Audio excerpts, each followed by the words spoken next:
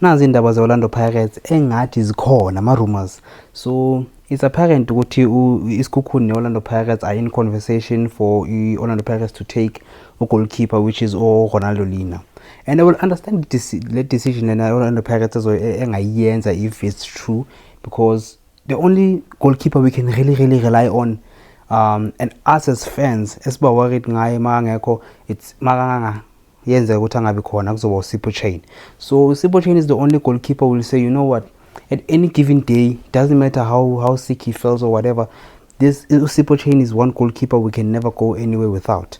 So if Sipho Chain alimala bafethu, if Sipho Chain alimala, are we going to be able to trust uButhelezi to play instead of Chain makalimele? Are we going to trust uDladla to play?